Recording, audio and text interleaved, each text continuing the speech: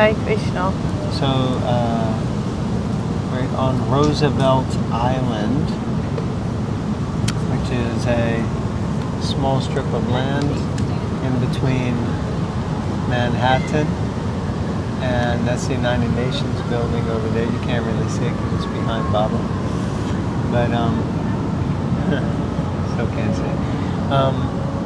And the island's very skinny, and on that side is, I guess, Queens, like that. So, and we're just out for a little stroll, and today I think is today's a special day.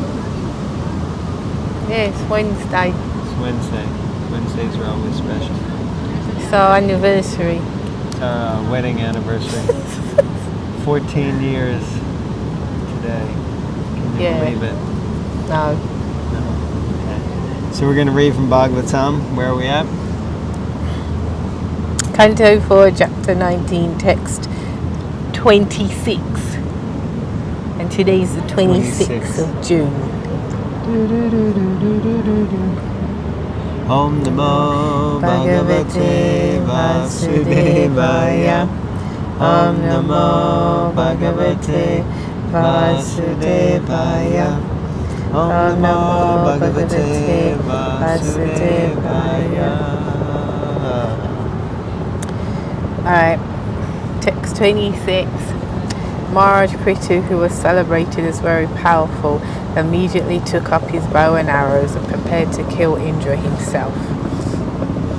Because Indra had introduced such irregular sannyas orders. Purport. It is the duty of the king not to tolerate the introduction of any irreligious systems. Since King Prithu was an incarnation of the Supreme Personality of Godhead, certainly his duty was to cut down all kinds of irreligious systems. Following in his footsteps, all heads of state should themselves be bona fide representatives of God and should cut down all irreligious systems. Unfortunately, they are cowards who declare a secular state. Such a mentality is a way of compromising religious and irreligious systems.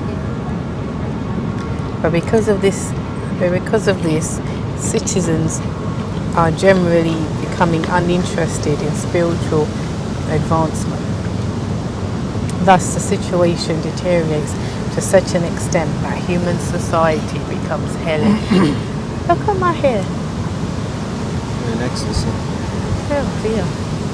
Don't worry about it. Yes. Every word's from Prabhupada. Yeah. Unfortunately, they're all cowards.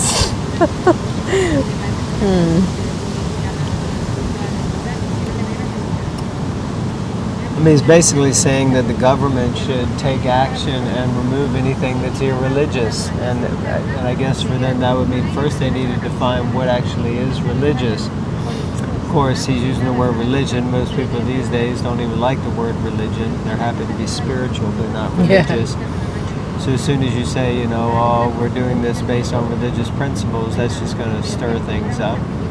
Not to mention you have so many different religions, which is why they say we're a secular state, which means it's like we're like this, we're like that, and I guess the idea is, you know, depending on where you are, you're either in a Muslim state or a Christian state or I guess a Jewish state or maybe Hinduish state, kind of Buddhist state.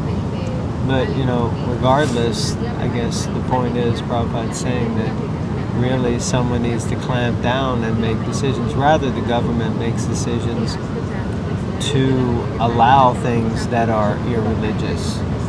You know, just, you know, prohibition. Once upon a time, you couldn't, it was illegal to make and sell alcohol, you know. But now it's like a high profit thing. Same as we were saying before with marijuana. At least in New York, it's kind of decriminalized, so people are buying, selling, doing whatever, and openly smoking, engaging, and meat eating. You know, at least the 4 regs, I guess. Thoughts? Anything else? I don't know if you can see that plane.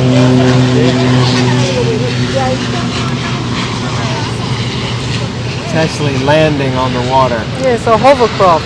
It's not a hovercraft, it's called a water plane. No, in England they're called hovercrafts, isn't it? Okay, if you think a hovercraft can actually take off and fly, then put it in the comments below. Yeah, please do. Otherwise, I'm sure in England they call it a plane as well. No, the plane's in the sky. Not ones that can land on the water. All right. Don't want to have a domestic on our anniversary day. Okay. This is text number 27, correct? Should I read 27? Because I'm looking at a different thing. Is that Yeah. correct?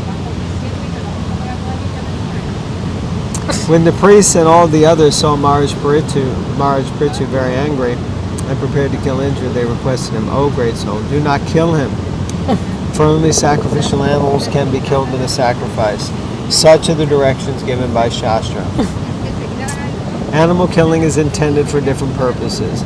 It tests the proper pronunciation of mantras, and an animal being put into the sacrificial fire should come out with a new life. No one should ever be killed in a sacrifice meant for the satisfaction of Lord Vishnu. How then could Indra be killed when he is actually worshipped as in the yajna and accepted as part and parcel of the Supreme Personality of Godhead? Therefore the priest requested King Prithu not to kill him." I think this is a little controversial because Prithu Maharaj wanted to kill him, but in a few more verses I'm pretty sure that the priests themselves said, "No, we're going to kill him. We're going to pull him into the fire." But a few principles here that are probably hard pills to swallow. One is sacrificing animals at all. And if the principle is that you sacrifice them and test the mantras and they come out with a new life the other side, then you could do the same thing with Indra and there's no loss, I guess, really. But yeah, it's a hard pill to swallow and hard for us to understand. I guess it's because we don't really practically have much experience of offering something up for death and chanting some mantras and it comes back to life in a new body. But yeah.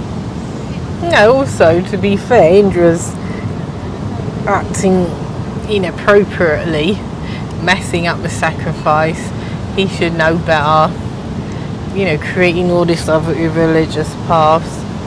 All this, so it's not like he's innocent. No, he's definitely not innocent. So I think people need to stop being sentimental about it. Just put him in the fire. Yeah. There you go, ladies and gentlemen. The woman I married. Text 28. Dear King, Indra's powers are already reduced due to his attempt to impede the execution of your sacrifice. We shall call him by Vedic mantras, which were never before used, and certainly he will come. Thus, by the power of our mantra, we shall cast him into the fire, because he is your enemy. So like I said, one shloka later and they're going to put him in the fire. They wanted to do it. But by chanting the Vedic mantras properly in a sacrifice, one can perform many wonderful things. In Kali Yuga, however, there are no qualified brahmanas who can chant the mantras properly. Consequently, no attempt should be made to perform such big sacrifices. In this age, the only sacrifice recommended is the Sankirtan movement. Hare Krishna, Hare Krishna, Krishna, Krishna, Hare Hare, Hare Rama, Hare Rama, Rama Rama, Hare Hare. Thoughts? Yeah, it seems that one sense you could say the priests are willing to do the dirty job on behalf of Prithu Maharaj. They're saying, you don't do it, we just chant one mantra and this man's going in the big pot. In the what? In a big pot. Cooking pot. I don't know if they got a pot, but yeah. Okay, So- thanks. Oh, go ahead. That's it. Text 29. My dear Vidura, after giving the king this advice, the priests who had been engaged in performing the sacrifice called for Indra, the king of heaven, in a mood of great anger. When they were just ready to put the oblation in the fire, Lord Brahma appeared on the scene and forbade them to start the sacrifice. Radhe. Text 30. Lord Brahma addressed them thus. My dear sacrificial performers, you cannot kill Indra, the king of heaven. It is not your duty. You should know that Indra is as good as the Supreme Personality of Godhead. Indeed, he is one of the most powerful assistants of the Personality of Godhead. You are trying to satisfy all the demigods by the performance of this yajna. But you should know that all these demigods are but parts and parcels of Indra, the king of heaven.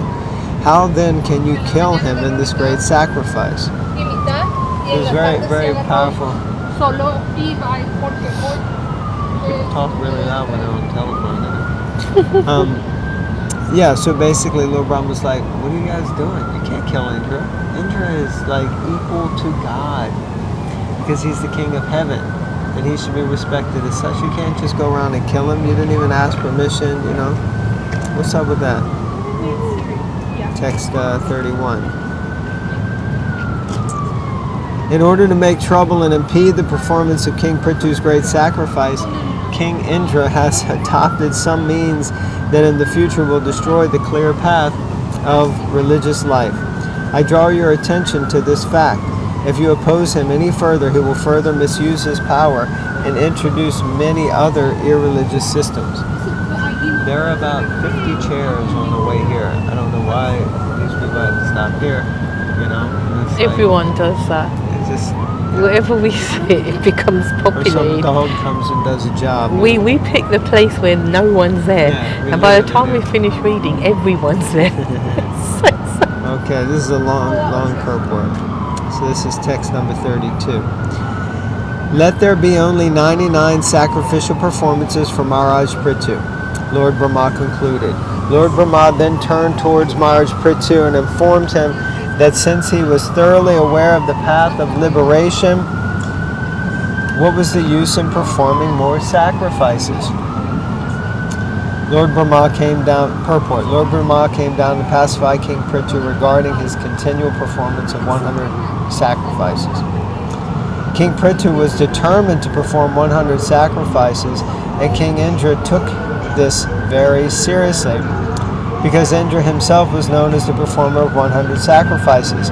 Just as it is the nature of all living entities within this material world to become envious of their competitors, King Indra, although the king of heaven, was also envious of King Prithu, and therefore wanted to stop him from performing 100 sacrifices.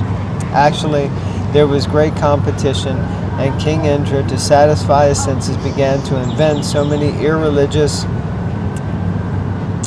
systems to obstruct King Prithu. To stop these irreligious inventions, Lord Brahma personally appeared in the sacrificial arena. As far as Maharaj Prithu was concerned, he was a great devotee of the Supreme Personality of Godhead. Therefore, it was not necessary for him to perform the prescribed Vedic ritualistic ceremonies. Such ceremonies are known as karma, and there is no need for a devotee in the transcendental position to execute them. As the ideal king, however, it was King Prithu's duty to perform sacrifices. A compromise was therefore to be worked out. By the blessings of Lord Brahma, King Prithu would become more famous than King Indra. Thus, Prithu's determination to perform 100 sacrifices was indirectly fulfilled by the blessings of Lord Brahma. So this is, it's a whole thing starting to unlock the pastime more, but in principle, Lord Brahma is requesting Prithu Maharaj just to stand down and allow Indra to be victorious. Surrender to that. You'll become more famous for having only done 99 than him who did 100. And anyway, he's not going to change. He isn't going to give up this nature, but we're appealing to you because you can be humble in this situation. Also, you're a devotee. What do you need to do these sacrifices for? Okay, you're sacrificing because you're the king and that's what you're meant to do, but you don't need to do them for some higher elevation because you're already on the transcendental platform as a devotee. Anyway, a few thoughts. Anything? If not, I suggest we finish there. We're finished then. All right. It's a bit hot. Yeah. See y'all later. Thank you very much for tuning in. Grantara Srimad Bhagavatam Ki. Jai. Okay.